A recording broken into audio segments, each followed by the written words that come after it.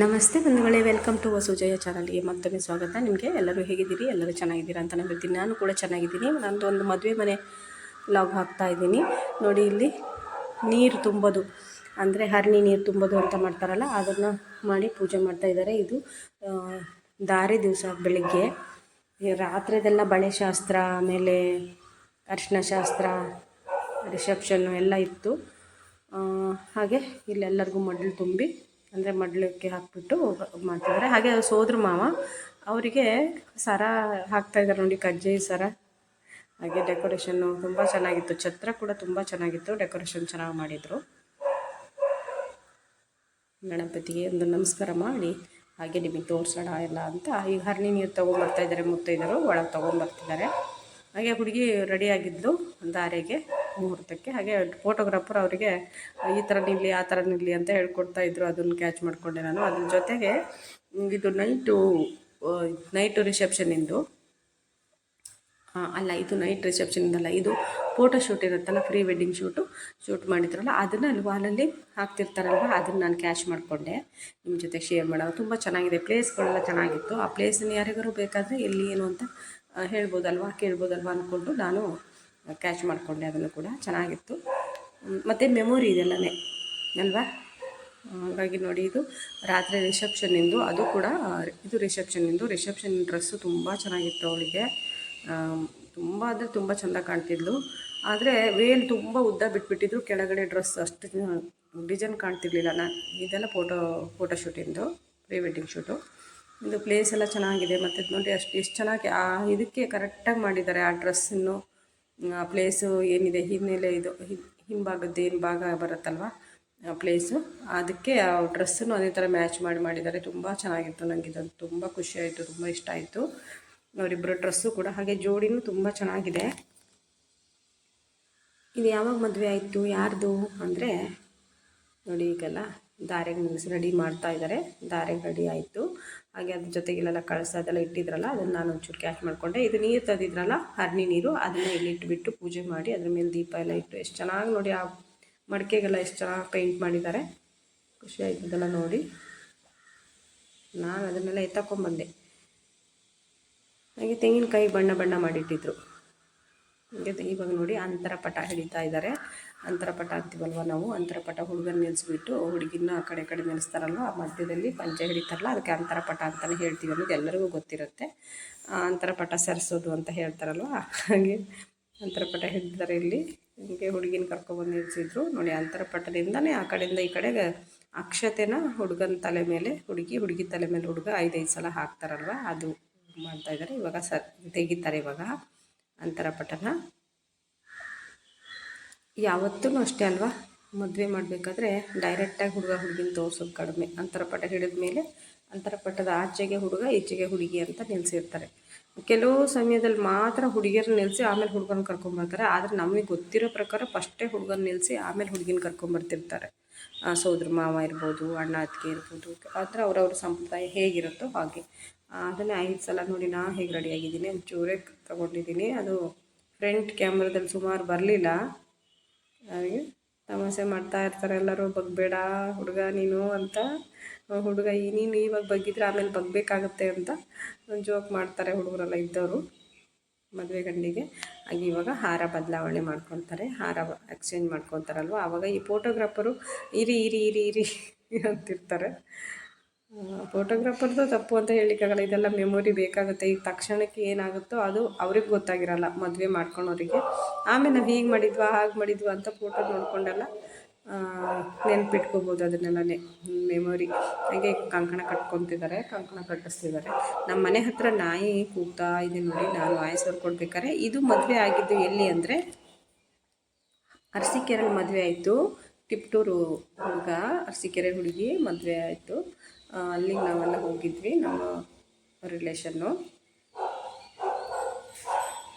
ತುಂಬ ಚೆನ್ನಾಗಾಯಿತು ಮದುವೆ 15ನೇ ತಾರೀಕು ಆಯಿತು. 15ನೇ ತಾರೀಕು ಭಾನುವಾರ. ಬಟ್ ನಾನು ನಿಮ್ಗೆ ಎಡಿಟ್ ಮಾಡಿ ಶೇರ್ ಮಾಡೋದು ಲೇಟ್ ಆಯಿತು, ಯಾಕೆಂದರೆ ನಾನು ಬ್ಯುಸಿ ಇದ್ದೀನಿ ಅನ್ನೋದು ಎಲ್ಲರಿಗೂ ಗೊತ್ತಿದೆ. ಮತ್ತು ಇವಾಗ ತುಂಬ ಫಂಕ್ಷನ್ಗಳು, ಒಂದು ದಿನವೂ ಮನೆಗೆ ಇರಲಿಕ್ಕೆ ಆಗ್ತಾಯಿಲ್ಲ. ರಾತ್ರಿ ಬಂದ್ವಿ ಬೆಳಗ್ಗೆ ಹೋದ್ವಿ, ಹೀಗೆ ಆಗ್ತಾಯಿದೆ. ಅದ್ರ ಜೊತೆಗೆ ನಾನು ಬ್ಯುಸಿ ಏನಕ್ಕೆ ಅನ್ನೋದು ತುಂಬ ಜನಕ್ಕೆ ಗೊತ್ತಿದೆ. ಇನ್ನೊಂದೆರಡು ತಿಂಗಳು ನಂದು ಬ್ಯುಸಿ ಮುಗಿಯಲ್ಲ. ಮೇ 18 ನಂತರ 18-20 ನಂತರ ನಾನು ಸ್ವಲ್ಪ ಫ್ರೀ ಆಗ್ತೀನಿ ಅಂದ್ಕೊತೀನಿ. ಅಲ್ಲಿ ತನಕನೂ ಬ್ಯುಸಿನೇ, ಅದಕ್ಕೆ ನಂದು ಡೈಲಿ ಲಾಗ್ ಎಲ್ಲ ಬರ್ತಾ ಇಲ್ಲ. ಹಾಗೆ ಎಲ್ಲ ಮದುವೆಗೆ ಫೋಟೋಗ್ರಾಫರ್ ತುಂಬ ಜೋಕ್ ಮಾಡ್ತಾಯಿದ್ರು. ಒಳ್ಳೆ ಮಜಾ ಇದ್ದಾರೆ ಇವರೊಬ್ಬರು. ಹಾಗೆ ಎಲ್ಲ ಹುಡುಗಿಯರೆಲ್ಲ ಚಂದ ರೆಡಿಯಾಗಿ ನಿಂತಿದ್ರು. ಅವ್ರದ್ದೆಲ್ಲ ಫೋಟೋ ತಗೊಂಡೆ, ನಾನು ವಿಡಿಯೋ ತಗೊಂಡೆ. ಇದೆಲ್ಲ ಸೋದರ ಅತ್ತೆ ಮಕ್ಕಳು, ಹುಡುಗನ ಸೋದರ ಅತ್ತೆ ಇದ್ದಿರೆಲ್ಲ ನಿಂತಿದ್ದಾರೆ. ಈ ಬಂಧು ಬಳಗ ಎಲ್ಲ ಮದುವೆಗಿಂತ ಟೈಮಿಗೆ ಬಂದರೆ ಎಷ್ಟು ಖುಷಿ ಅಲ್ವಾ, ಮದುವೆ ಆಗೋರಿಗೂ ಕೂಡ. ಹಾಗೆ ಇವಾಗ ತಾಳಿ ಕಟ್ಟಬೇಕಲ್ವಾ, ಅದಕ್ಕೆ ಭಟ್ರು ಇನ್ನು ಮಂತ್ರ ಹೇಳ್ತಾ ಇದ್ದಾರೆ. ಹುಡುಗಿ ಅಪ್ಪ ಅಮ್ಮ ಬರ್ತಾರೆ ಇವಾಗ ದಾರಿ ಎರೀಲಿಕ್ಕೆ. ಇವರೆಲ್ಲ ಹುಡುಗನಮ್ಮ, ಅವರು ಹುಡುಗನಮ್ಮ ಆಶೀರ್ವಾದ ಮಾಡ್ತಾ ಇದ್ದಾರೆ.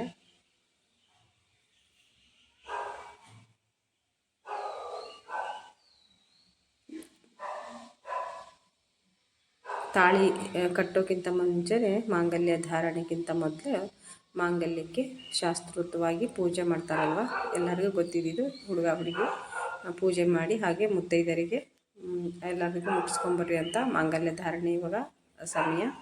ತಾಳಿ ಕಟ್ಟುವ ಶುಭ ವೇಳೆ. ಹುಡುಗ ತುಂಬ ವೈಬ್ರೇಷನ್ ಅಂತ ಅನಿಸುತ್ತೆ. ಚೆಂದ ಇದ್ದಾನೆ ಹುಡುಗನೂ ಕೂಡ, ಹುಡುಗಿನೂ ಕೂಡ ತುಂಬ ಚೆಂದ ಇದ್ದಾಳೆ, ತುಂಬ ಲವಲವಿಕೆಯಿಂದ ಇರ್ತಾಳೆ. ಕಟ್ಟು ಅಂತ ಜೋಕ್ ಮಾಡ್ತಾರೆ ಎಲ್ಲರೂ. ಎಷ್ಟೇ ಆದ್ರೂ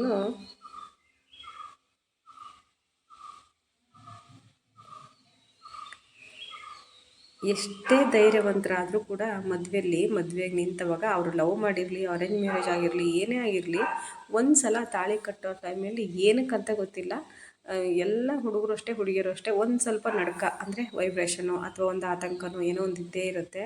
ಅದು ಏನಕ್ಕೆ ಅನ್ನೋದು ಯಾರಿಗೂ ಇವತ್ತಿಗೂ ಗೊತ್ತಿಲ್ಲ ಅನ್ಕೊತೀನಿ. ಯಾಕೆಂದರೆ ಅವ್ರವ್ರ ಮನಸ್ಸಲ್ಲಿ ಏನೇನಾಗುತ್ತೆ ಅನ್ನೋದು ಅವ್ರವ್ರಿಗೂ ಗೊತ್ತಿರಲ್ಲ ಆ ಟೈಮಲ್ಲಿ ಮಾತ್ರ. ಆಮೇಲೆ ಸರಿ ಹೋಗ್ತಾರೆ. ಹಾಗೆ ಮಾಂಗಲ್ಯ ಧಾರಣೆ ಆದಮೇಲೆ ಮಾಂಗಲ್ಯಕ್ಕೆ ಪೂಜೆ ಮಾಡಬೇಕಲ್ವ, ಗಂಟಿಗೆ 3 ಗಂಟು ಹೊಡೆದವಾಗ ಅದು ಬ್ರಹ್ಮಗಂಟಿಗೆ ಫಸ್ಟ್ ಪೂಜೆ ಮಾಡಿಕೊಂಡು, ಯಾವತ್ತೂ ಅಷ್ಟೇ ನೋಡಿ, ನಮ್ಮ ಹಿಂದೂಗಳ ಸಂಪ್ರದಾಯ ಪ್ರಕಾರ ಯಾವ ಜಾತಿ ಇರ್ಬೋದು, ಯಾವ ಕುಲ ಇರ್ಬೋದು, ಬಟ್ ಹಿಂದೂಗಳು ಅಂದವಾಗ ಒಂದೇ ಸಂಪ್ರದಾಯ. ಒಂಚೂರು ಹೆಚ್ಚು ಕಡಿಮೆ ಬರುತ್ತೆ, ಜಾತಿ ಬೇರೆ ಆದರೂ ನೀತಿ ಒಂದೇ ಅನ್ನೋ ಹಾಗೆ. ಎಲ್ಲೇ ಹೋಗಲಿ ನೀವು ಸ್ವಲ್ಪ ವ್ಯತ್ಯಾಸ ಬರ್ಬೋದು, ಬಿಟ್ಟರೆ ಚೆನ್ನಾಗೆ ಒಂದೇ ಥರ ಸಂಪ್ರದಾಯ. ಹಾಗೆ ಫೋಟೋಗ್ರಾಫರ್ ನೋಡಿ, ಅವರು ಸಿಂಧೂರ ಇಡ್ಬೇಕಾದ್ರೆ ನಮಗೆ ಕಾಣಿಸಲ್ಲ, ಈ ಕಡೆ ಬನ್ನಿ ಆ ಕಡೆ ಬನ್ನಿ ಅಂತ ಇಡಿಸಿದ್ರು. ಅವರು ಒಂಥರ ಚೆನ್ನಾಗಿರುತ್ತೆ, ಅವರಿಗೂ ಒಂಚೂರು ಐಡಿಯಾಗಳಿರುತ್ತಲ್ವ, ಎಷ್ಟು ಮದುವೆ ನೋಡಿರ್ತಾರೆ. ಹಾಗೆ ಹುಡುಗಿ ಇದ್ದಾಳಲ್ಲ, ಇವಳಂತೂ ತುಂಬ ತುಂಬ ತುಂಬ ತುಂಬ ಆ್ಯಕ್ಟಿವು, ಸಿಕ್ಕಾಪಟ್ಟೆ ಆ್ಯಕ್ಟಿವು. ಮತ್ತು ಅವಳು ಎಷ್ಟು ಹೊತ್ತಿಗೂ ಅವಳ ಮುಖದಲ್ಲಿ ನಾನಂತೂ ಒಂದು ಚೂರು ಆಯಾಸ ನೋಡಲಿಲ್ಲ. ಹಿಂದಿನ ದಿನ ರಿಸೆಪ್ಷನಲ್ಲೂ ತುಂಬ ಹೊತ್ತು, ಸುಮಾರು 8 ಗಂಟೆಯಿಂದ 11 ಗಂಟೆ ತನಕ ನಿಂತಿದ್ರು ತುಂಬ ಜನ. ಆದ್ರೂ ಆ ಹುಡುಗಿ ಒಂದು ಚೂರು ಪೇಷನ್ಸ್ ಕಳ್ಕೊಂಡಿಲ್ಲ, ಸುಸ್ತು ಅಂದ್ಕೊಂಡಿಲ್ಲ. ಆ ಮುಖದಲ್ಲಿ ನಗು ಮುಖನೇ. ಯಾರು ಬಂದರು ನೋಡಿ, ಮದುವೆ ಗಂಡಿನ ತಮ್ಮ ಯಾರು ಮದುವೆ ಆಗೋ ಹುಡುಗಿಯರಿದ್ದರೆ ಸ್ಕೆಚ್ ಹಾಕಿ, ನೆಕ್ಸ್ಟ್ ಮದುವೆಗಿರೋನವನೇ ಹುಡುಗನ ತಮ್ಮ. ಹಾಗೆ ನೋಡಿ, ನನ್ನ ಮೊಮ್ಮಗ ಆಯ್ ಅನ್ಕೊಂಬರ್ತಿದ್ದಾರೆ ನೋಡ್ರಿ, ಇವರು ಆ ಹುಡುಗನಮ್ಮ. ಈಗ ಎಲ್ಲರೂ ಹಾಲು ಎರಿಲಿಕ್ಕೆ ಹೋಗ್ತಾ ಇದ್ದಾರೆ. ದಾರೆ ಅರ್ಧ ಆಯ್ತಲ್ವ, ಹಾಗೆ ಹಾಲು ಎರಿಲಿಕ್ಕೆ ಹೋಗ್ತಾ ಇದ್ದಾರೆ. ನಾವು ಹೋದ್ವಿ. ನಾನು ರಿಸೆಪ್ಷನಿಂದ ವೀಡಿಯೋ ಮಾಡ್ಕೊಂಡಿಲ್ಲ, ಯಾಕೆ ಅಂದರೆ ತುಂಬ ಸುಸ್ತಾಗಿಬಿಟ್ಟಿತ್ತು. ಟ್ರೈನಲ್ಲಿ ಜರ್ನಿ ಮಾಡಿಬಿಟ್ಟು ತುಂಬ ದೂರ ಹೋಗಬೇಕಲ್ವ ನಾವು ಇಲ್ಲಿಂದ. ಅರಸೀಕೆರೆಗೆ ಹೋಗಬೇಕಲ್ಲ, ಅರಸೀಕೆರೆಗೂ ಅಲ್ಲ, ನಾವು ಹೋಗಿದ್ದು ತಿಪ್ಟೂರಿಗೆ. ಹಾಗಾಗಿ ತುಂಬ ಜರ್ನಿ ಮಾಡಿ, ಅದು ಬೇರೆ ಮಧ್ಯಾಹ್ನ ಊಟ ಮಾಡಿರಲಿಲ್ಲ ನಾನು. ಏನೋ ಒಂದು ಕಾರ್ಯಕ್ರಮಕ್ಕೆ ಹೋಗಿ ಅಲ್ಲಿ ಲೇಟ್ ಆಯಿತು ಊಟಕ್ಕೆ, ಟ್ರೈನಿಗೆ ಲೇಟ್ ಆಗಿಬಿಡುತ್ತೆ ಅಂತ ಹಾಗೆ ಬಂದುಬಿಟ್ಟೆ. ಒಂದು ದಿವಸಕ್ಕೆ 2-3 ಫಂಕ್ಷನ್ ಅಟೆಂಡ್ ಮಾಡ್ತೀವಿ. ಈ ಟೈಮಲ್ಲಿ ಎಲ್ಲಿ ಊಟ ಮಾಡಲಿಕ್ಕೂ ಸರಿಯಾಗಿ ಹೋಗೋದಿಲ್ಲ, ಯಾಕಂದರೆ ಅಲ್ಲಿ ಟೈಮ್ ಬೇರೆ, ಇಲ್ಲಿ ಟೈಮ್ ಬೇರೆ ಆಗಿರುತ್ತೆ. ಹಾಗಾಗಿ ಕೆಲವೊಂದೊಂದ್ಸಲ ಉಪವಾಸನೇ ನಾವು ಅಲ್ಲಿ ಊಟ ಮಾಡಿದ್ದೀವಿ ಅಂತ ಇಲ್ಲಿ ಹೇಳಬೇಕಾಗುತ್ತೆ, ಇಲ್ಲಿ ಊಟ ಮಾಡಿದ್ದೀವಿ ಅಂತ ಅಲ್ಲಿ ಹೇಳಬೇಕಾಗುತ್ತೆ. ಯಾಕಂದರೆ ಊಟ ಟೈಮ್ ಮೀರಿ ಹೋಗಿರುತ್ತೆ ಕೆಲವೊಂದೊಂದು ಕಡೆ ಹೋದವಾಗ ಅಲ್ವಾ. ನೋಡಿ, ನಮ್ಮ ಹುಡುಗರು ಇಬ್ಬರು ಅಣ್ಣ ತಂಗಿ ಹೋಗ್ಬಿಟ್ಟು ದಾರೆ ಅಕ್ಷತೆ ಹಾಕಿ ಹಾಲೆರೆದು ಬಂದರು. ಇವಾಗ ನಾವು ಹೋಗ್ತೀವಿ ನೋಡಿ. ನೆಕ್ಸ್ಟು ನಾನು ಕಾಯ್ತಾ ಇದ್ದೀವಿ. ತುಂಬ ರಶ್. ಮತ್ತು ಹುಡುಗಿ ಮುಖದಲ್ಲಿ ಎಷ್ಟು ನಗು ಅಂದರೆ ಎಷ್ಟು ಖುಷಿಯಾಗುತ್ತೆ ಅಂದರೆ ಅವಳ ಮುಖದಲ್ಲಿ ಯಾವಾಗಲೂ ನಗು. ಮತ್ತು ಹುಡುಗನೂ ಅಷ್ಟೇ ತುಂಬ ಸಾಫ್ಟ್, ಅವನು ತುಂಬ ಸೈಲೆಂಟು, ತುಂಬ ಸಾಫ್ಟು, ತುಂಬ ಚಂದ ಹುಡುಗ. ಹುಡುಗಿನೂ ಚೆಂದ ಇದ್ದಾಳೆ. ಜೋಡಿ ಅಂದರೆ ತುಂಬ ಚೆನ್ನಾಗಿದೆ. ನಾನೇನು ಹೇಳ್ತೀನಿ ಫ್ರೆಂಡ್ಸ್, ನಾನು ನಿಜವಾಗ್ಲೂ ಯಾವಾಗಲೂ ನಾನು ಬಯಸೋದು ಹೀಗೇ, ಮದುವೆ ಹೇಗೆ ಆಗ್ತೀವಿ ಅನ್ನೋದು ಮುಖ್ಯನೇ ಅಲ್ಲ. ಮದುವೆ ನೀವು ಹೇಗಾದರೂ ಆಗಿ, 1000 ಜನ ಕರೆದು ಮದುವೆ ಆಗಿ, 100 ಜನ ಕರೆದು ಮದುವೆ ಆಗಿ, 10 ಜನ ಕರೆದು ಮದುವೆ ಆಗಿ, ಮದುವೆ ನೋಡಿ ಇವರು ಸೋದರತ್ತೆ ಮಕ್ಕಳು, ಸೋದರ ಅತ್ತೆದಿರು ಎಲ್ಲ ನಿಂತಿದ್ದಾರೆ. ಅವ್ರದ್ದು ಖುಷಿಯಿಂದ ಮಾತಾಡ್ತಾ ಇದ್ರು ಅವರು. ಅದಕ್ಕೆ ನಾನು ಒಂದು ಕ್ಲಿಪ್ ತೊಗೊಂಡೆ. ಇವರು ಅಷ್ಟೇ ಹುಡುಗಿ ಸೋದರತ್ತೆ, ಹುಡುಗನ ಸೋದರತ್ತೆ. ಅವರು ಅಷ್ಟೇ ಹುಡುಗನ ಸೋದರತ್ತೆ, ಅಪ್ಪನ ಕಡೆಯವರು, ಇವರು ಅಮ್ಮನ ಕಡೆಯವರು. ಈ ಜನ ಬೆಳಿಗ್ಗೆ ಅಷ್ಟು ಜನ ಇರಲಿಲ್ಲ, ತಾಳಿ ಕಟ್ಟುವಾಗ ಮಧ್ಯಾಹ್ನಕ್ಕೆ ಬಂದರು ಊಟದ ಟೈಮಲ್ಲಿ. ಹಾಗೆ ರಿಸೆಪ್ಷನ್ ತುಂಬ ಜನ ಇದ್ದರು. ನಾನು ಅದನ್ನು ವೀಡಿಯೋ ಮಾಡ್ಕೊಳಕ್ಕಾಗಿಲ್ಲ, ತಲೆನೋವು ಬಂದುಬಿಟ್ಟು. ಹಾಗೆ ಮದುವೆ ಹೇಗಾದರೂ ಆಗಿ, ಆದರೆ ಮದುವೆ ಆದಮೇಲೆ ನೀವು ಹೇಗಿರ್ತೀರಿ ಅನ್ನೋದು ತುಂಬ ಇಂಪಾರ್ಟೆಂಟು. ಮದುವೆ ನಾವು ಹೇಗೆ ಬೇಕಾದ್ರೂ ಆಗ್ಬೋದು.